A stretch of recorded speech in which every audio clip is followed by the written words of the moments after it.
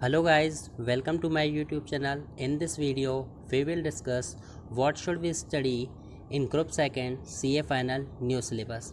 Guys कई बार बहुत confusion रहता है कि हमें हर सब्जेक्ट का मॉड्यूल पढ़ना है कि नहीं पढ़ना, या फिर हमें बुक से ही करना है, हमें MTP RTP करने हैं कि नहीं करने, हम प्रीवियस ईयर पेपर्स उस सब्जेक्ट में करें या फिर ना करें। गाइस जिनके पास सफिशिएंट टाइम है, जिनके पास टाइम है वो तो ऑब्वियसली सब कुछ कर सकते हैं, प्रीवियस ईयर पेपर भी कर सकते हैं, MTP RTP सब कुछ कर सकते हैं। लेकिन जिनके पास लिमिटेड टाइम है फिर चीज़ों को प्रायोरिटाइज करना ज़रूरी हो जाता है। So we will see what should we study, what is important, what is optional, and what are my personal recommendations to you regarding each subject. So let's start and discuss each subject one by one.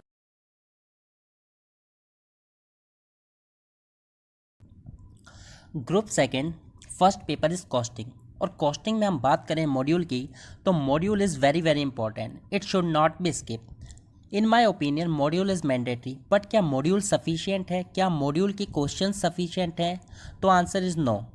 Module is mandatory but not sufficient. आप जिस भी teacher से class ले रहे हैं या फिर आप क्लास ले चुके हैं, आप उनकी बुक से क्वेश्चंस कर सकते हैं। जैसे मैंने क्लास ली थी संजय अग्रवाल सर से, लेकिन मैंने सेल्फ स्टडी की है, तो आप उनसे उनके क्वेश्चंस को आप रेफ़र कर सकते हैं। और हम बात करें कि who is the best faculty of costing, तो in my opinion Dhaval Purohit sir of JK Shah classes is best teacher of costing for CA final in my opinion. इसके बाद हम बात करते हैं MTP की, मॉक टेस्ट पेपर्स की। तो मॉक टेस्ट पेपर्स की जब हम बात करते हैं तो गाइस अगर आपके पास सफिशिएंट टाइम है, आपका कंटेंट पूरा हो चुका है, तो आप प्रैक्टिस के लिए मॉक टेस्ट रिवीजन पेपर कर सकते हैं। इससे क्या है कि आपकी प्रैक्टिस हो जाएगी। और उसके बाद अगर मैं बात करूं RTP की, रिवीजन टेस्ट पेपर्स की, तो आप रिवीजन टेस्ट पेपर करके जाएं, क्योंकि रिवीजन टेस्ट पेपर में से कभी कभी क्वेश्चंस सेम क्वेश्चंस पेपर में आ जाते हैं। प्रीवियस पेपर्स की बात करें तो कॉस्टिंग में मैं आपको इतना एडवाइस नहीं करूँगा प्रीवियस पेपर्स के लिए, क्योंकि मोस्टली क्वेश्चंस डिफरेंट ही आते हैं कॉस्टिंग में। सो अगर मैं ओवरऑल बात करूं तो मॉड्यूल इज़ मैंडेटरी, मॉड्यूल आपको करके ही जाना है। Module is very important, module आपको करना ही है। बुक से आपको क्वेश्चंस करने हैं आपके पास, फिर उसके बाद आपको RTP करनी है। और अगर आपके पास टाइम अवेलेबल है तो आप MTP कर सकते हैं और प्रीवियस ईयर के क्वेश्चन पेपर भी देख सकते हैं। इसके बाद हम बात करते हैं सेकंड पेपर की, जो कि है इलेक्टिव पेपर। गाइस बात करें अगर इलेक्टिव पेपर की, तो इलेक्टिव पेपर में हमारे पास 5-6 ऑप्शन हैं।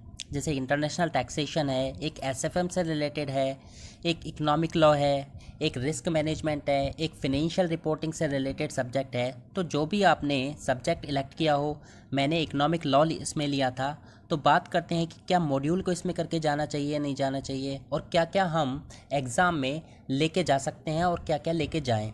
तो अगर मैं गाइस बात करूँ मॉड्यूल की, तो मैं इसमें आपको बोलूँगा कि आप मॉड्यूल ज़रूर इसमें पढ़ें। हो सकता है आपने किसी और टीचर से क्लास ली हो, तो उसकी बुक भी हो सकती है, वो भी आप रेफ़र कर सकते हैं, लेकिन मॉड्यूल ले जाना एग्ज़ाम में ना भूलें और मॉड्यूल भी पढ़ के ज़रूर जाएं।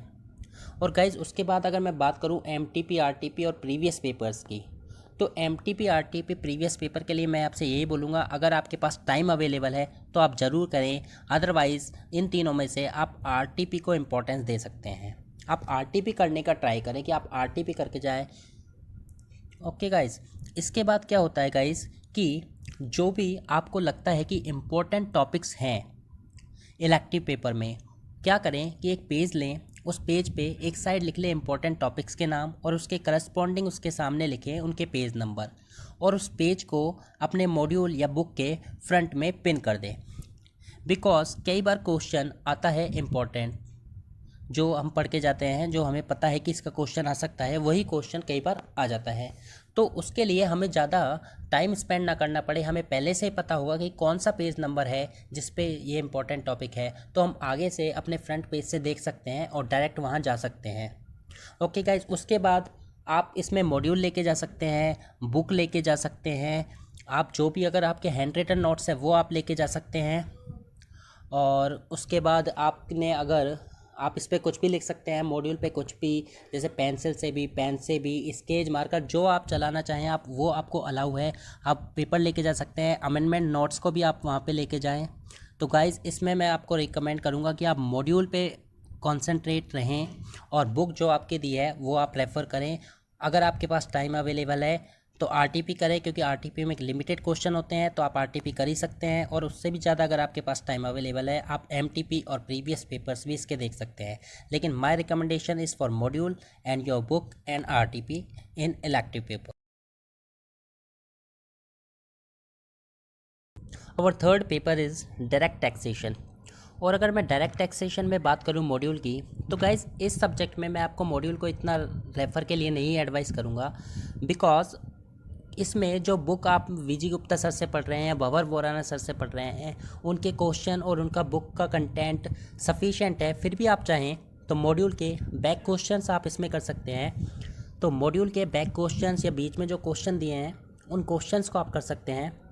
मैंने भंवर बोराना सर से क्लास ली थी, तो उनका कॉम्पैक्ट प्लस कंपाइलर मैंने रेफ़र किया था, वो मोर देन सफिशिएंट है। और अगर मैं बात करूं एमटीपी आरटीपी प्रीवियस पेपर्स की, तो इस सब्जेक्ट में भी मैं प्रीवियस पेपर्स को आपको इतना रेफ़र नहीं करूंगा, बिकॉज एक तो आपके क्वेश्चंस जो हैं प्रीवियस पेपर के वो आपके कंपाइलर में कवर हो जाएंगे, और इतना एज सच इतना इम्पोर्टेंट भी नहीं है, बिकॉज आपको कंटेंट पता होगा, आपको क्वेश्चंस की प्रैक्टिस होगी, तो आप सारे क्वेश्चन अटेंड वहाँ पे कर पाएंगे। एमटीपी भी अगर आपके पास टाइम है तो आप ज़रूर करें, और अदरवाइज़ आरटीपी आप ज़रूर करके जाएं जहाँ तक पॉसिबल हो सके।